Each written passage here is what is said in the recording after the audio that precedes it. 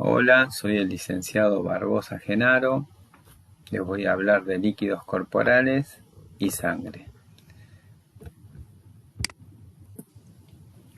Antes de desarrollar el tema de líquidos corporales, vamos a hablar del agua, que es fisiológicamente indispensable para la vida humana y representa alrededor del 60% del peso corporal en un adulto. En esta figura vamos a ver que cuando nacemos el porcentaje de agua es mayor, es alrededor del 80% de nuestro peso corporal. Y en un adulto, como habíamos nombrado anteriormente, es el 60%. Para poder conservar esta cantidad de agua en nuestro organismo, es importante el balance hídrico. ¿Qué nos dice el balance hídrico? Nos va a hablar del equilibrio que hay entre la ingesta y la pérdida de líquido a diario. La pérdida fisiológica de líquido se da a través de la orina, a través de la respiración, a través de la transpiración y a través de las heces. De esta manera vamos a perder aproximadamente alrededor de 2 a 2,5 litros por día.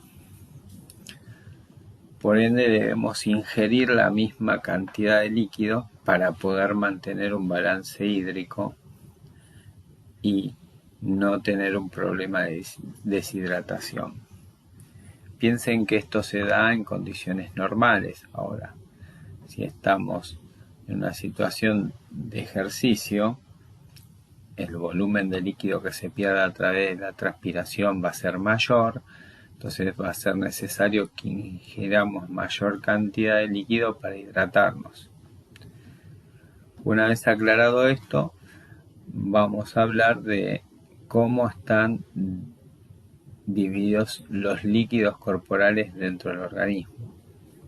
Ese 60% del líquido corporal que representa en el organismo se va a organizar en compartimentos, es decir, todos los órganos y tejidos de nuestro cuerpo van a organizar compartimentos para poder distribuir este líquido. Tenemos entonces el líquido intracelular y el líquido extracelular. El líquido intracelular, como su nombre lo indica, sería el líquido que se encuentra dentro de la célula. Va a representar el 60% de todo el líquido corporal, se van a ubicar dentro de las células y va a estar contenido por la membrana celular.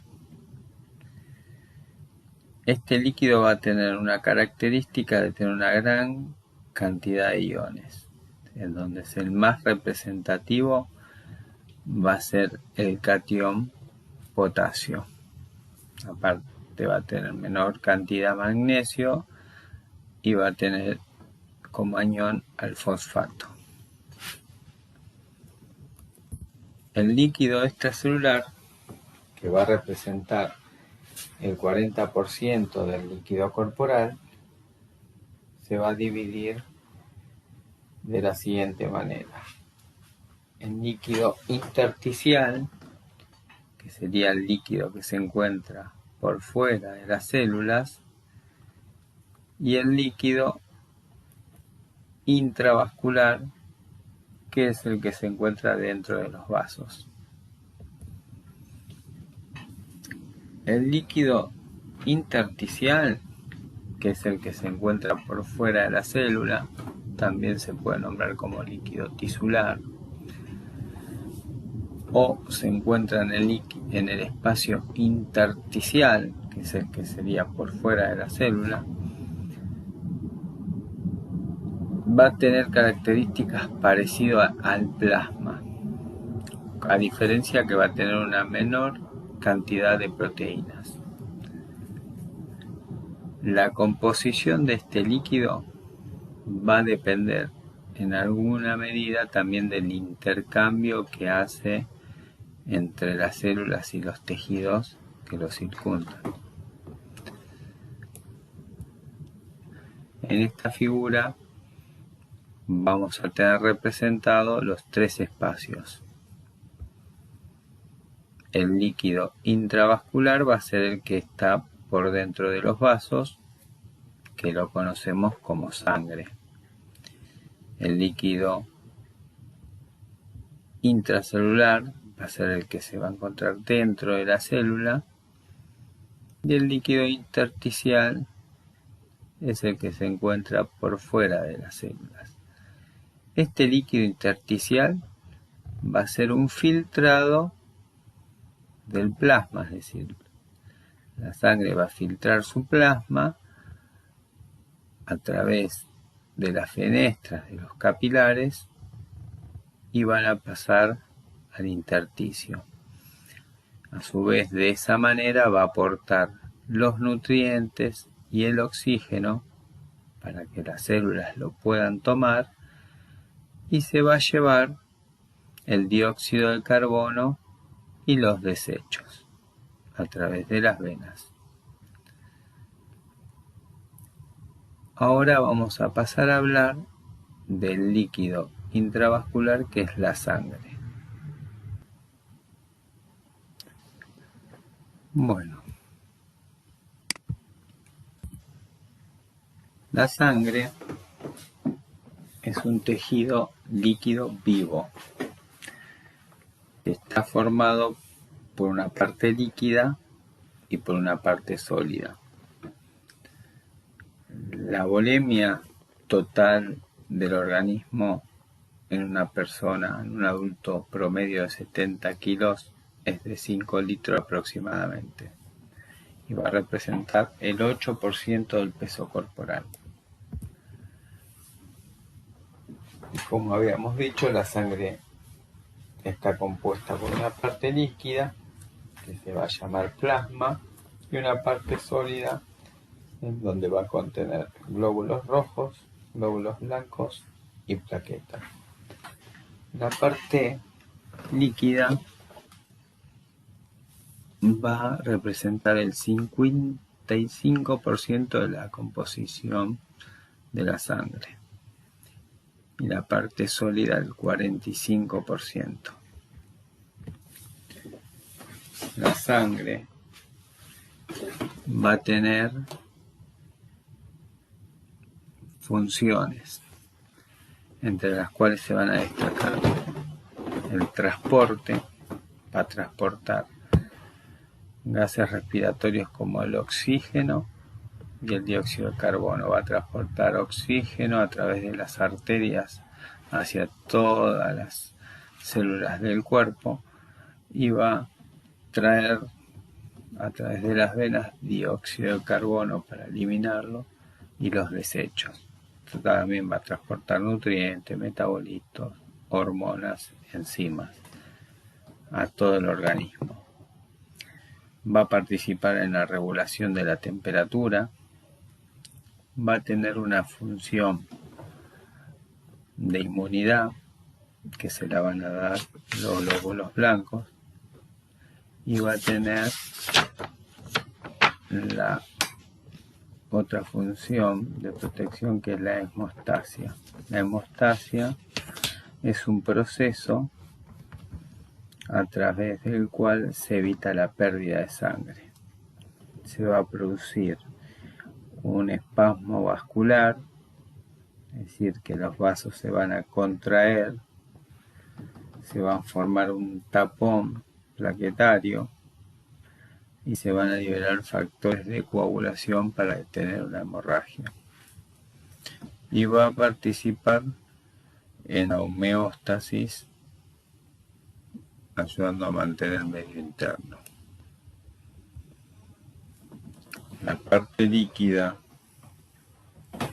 de este tejido sería el plasma, que va a tener características de ser un líquido transparente, amarillento, que que va a estar compuesto en un 90% por agua. Nuevamente acá vemos la importancia que tiene el agua y la hidratación en nuestro organismo. Un 7% va a estar compuesto por proteínas y el 3% restante va a tener moléculas de grasa, glucosa, vitaminas, hormonas, oxígeno, dióxido de carbono, etc. Del 7% de las proteínas que tiene el plasma, vamos a encontrar a la albúmina, que va a representar un 55%. La albúmina tiene la función de ayudar a mantener el líquido dentro del torrente sanguíneo, es decir, va a ser una proteína que va a ayudar a mantener el agua dentro del líquido intravascular.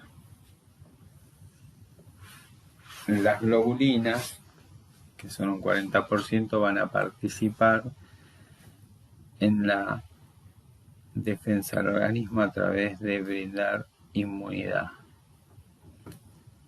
Por eso ustedes habrán escuchado en la actualidad, cuando una persona tuvo COVID, después de que se curó, generó anticuerpos, entonces puede donar plasma para ayudar a sanarse a otra persona, porque el plasma tiene las globulinas que van a conservar la inmunidad que logró esa persona.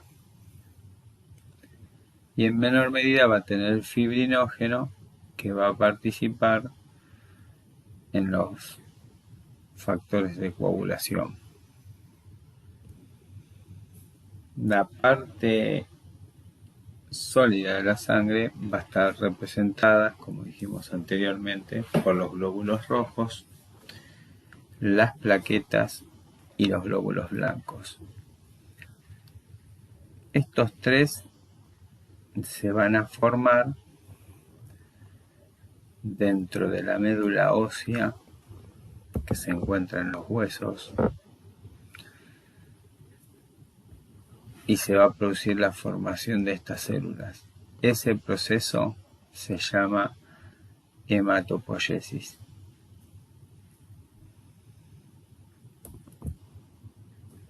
Los glóbulos rojos, se pueden nombrar como eritrocitos o hematíes, son células que no poseen núcleo. Van a contener hemoglobina, que es una proteína que va a ser la encargada de transportar el oxígeno y de darle ese color rojo a la sangre.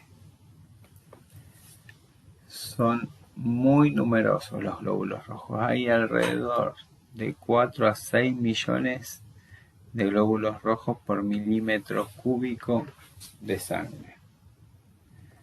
Los glóbulos rojos van a tener unas características físicas que son un viscobicóncavo. Esa forma le permite aumentar su superficie para tener mayor intercambio de oxígeno con los alveolos. Van a ser flexibles y deformables y les va a permitir con facilidad cumplir su función, que tiene que ver con recorrer todo el torrente sanguíneo para llegar a través de los capilares a todas las células del organismo.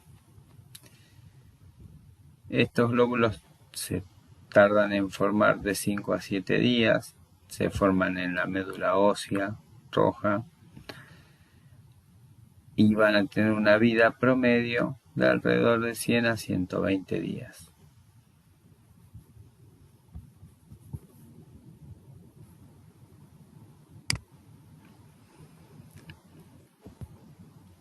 La función de los glóbulos rojos, como habíamos nombrado, es transportar oxígeno, transportar el dióxido. Una vez que deja el oxígeno, trae el dióxido de carbono, y a su vez van a tener esta particularidad de determinar los grupos sanguíneos.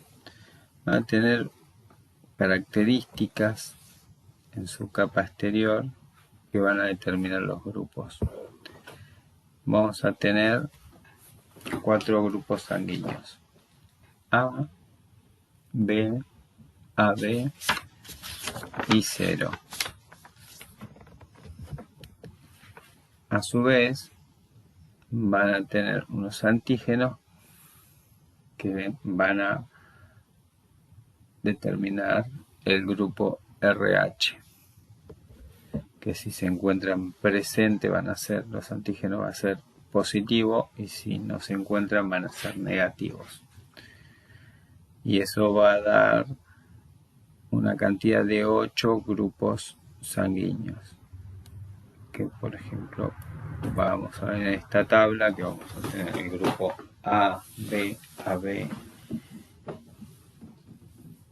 A positivo, A negativo, B positivo, B negativo. Y la característica que vamos a tener es que vamos a tener el grupo AB como receptor universal y los grupos ceros como dadores universales. Acá en esta tabla vamos a ver que A positivo puede darle a A positivo y a AB positivo, y a su vez puede recibir de un A positivo y de un 0 positivo. Si fuese el A negativo, le puede dar al A negativo y al AB negativo, y puede recibir del A negativo y del 0 negativo. Si recibiese de un A positivo, lo puede realizar por única vez. Si lo recibe por segunda vez, le traería consecuencias. De los grupos sanguíneos, el más común es el 0 positivo. El menos común es el AB negativo.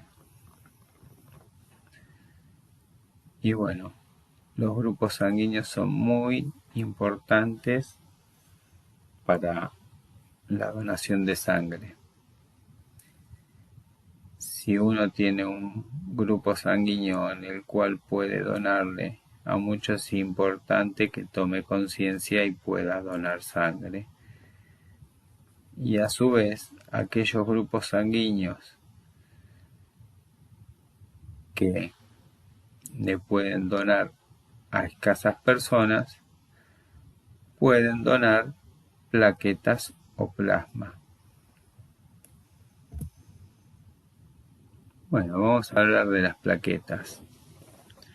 Las plaquetas son pequeñas, como ven en la figura son más pequeñas que los glóbulos rojos y son irregulares y tampoco tienen núcleo. Su vida media oscila entre 8 a 12 días y su mayor función es intervenir en los procesos de coagulación, es decir, cuando se produce la rotura de un vaso, van a trabajar en conjunto para formar un tapón plaquetario y de esa manera evitar la pérdida de sangre. Los glóbulos blancos o leucocitos son células que poseen núcleo y su mayor función va a ser el sistema inmune. Son como guerreros que están navegando por el agua, navegando por la sangre, listos para atacar a los agentes agresores que pueden ser bacterias, hongos, virus que nos ataquen. Los glóbulos blancos hay de diferentes tipos. Tenemos los granulocitos, que son los neutrófilos, basófilos, eosinófilos. Y también tenemos los monocitos o los linfocitos, que van a ser células T o B, pero su función es participar en el sistema inmune.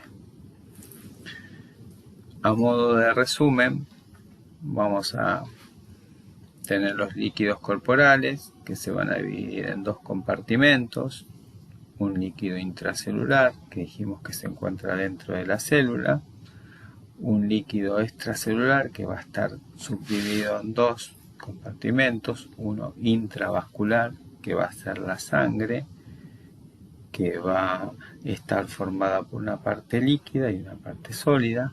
La parte líquida es el plasma, que a su vez, al hacerse el filtrado a través de los capilares, se va a formar el líquido intersticial, que va a tener características parecidas a la del plasma, y la sangre, a través de este líquido intersticial, va a poder aportarle oxígeno y nutrientes a la célula, como a su vez la célula va a poder liberar sus desechos y el dióxido de carbono, que va a volver hacia el sistema venoso para que pueda ser eliminado del cuerpo. Espero que haya quedado todo muy claro y bueno, muchas gracias.